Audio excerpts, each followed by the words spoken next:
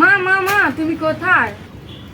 বাবা ঘরে মৈতুলা দিয়ে এলে নাকি? বৌদি একটু মাকে ডেকে দাও না। মা পুজো দিচ্ছে, বেরোতে দেরি হবে। ঠিক আছে, দেরি হবে। আচ্ছা ঠিক আছে, তুমি এগুলো একটু ধরো না, এতে অনেকগুলো জামা প্যান্ট আছে। করিস তা 3,000 টাকা ঝাড় দেওয়া কাজ, তার আবার কত জামা কাপড়।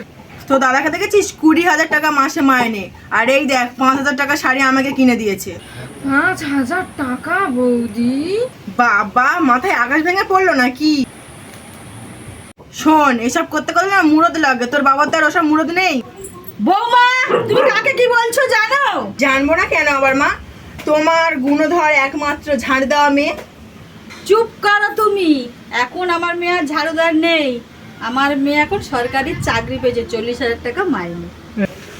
হ্যাঁ 40,000 টাকা? ঠাকুরজি এসো এসো, এই চেয়ারে বসো। আমার ননদরা কত দূর থেকে এসেছে গো, একটু হাওয়া দি। থাক বৌমা, এখন আর হাওয়া করতে হবে না। টাকার গন্ধ পেয়ে সোজা পাল্টে গেলে গো তুমি। আরে মা না না, আমি একটু মজা করছিলাম। থাক, হয়েছে অনেক নাটক। মা এত রেগে যাচ্ছ কেন? আমি বৌদির কথা কিছু মনে করিনি। আসলে পৃথিবীতে কত রকমের যে মানুষ আছে, সবাই কি আর সত্যিকারের ভালোবাসা বোঝে? মাগার গন্ধেই মানুষ বদলায়, সব অভিনয়। বৌদি আমি নতুন চাকরি পেয়েছি, তোমাদেরকে সারপ্রাইজ দেবো বলেই আমি তোমাদেরকে বলি।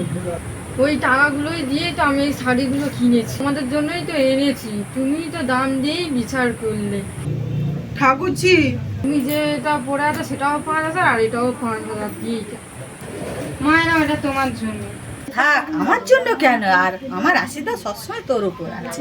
বৌদি না, এটা তোমার জন্য। এটা নেওয়ার যোগ্য নই আমি, ঠাকুরজি আমাকে ক্ষমা করে দিও। টাকা দিয়ে নয়, এবার থেকে ভালোবাসা দিয়ে বিচার করব।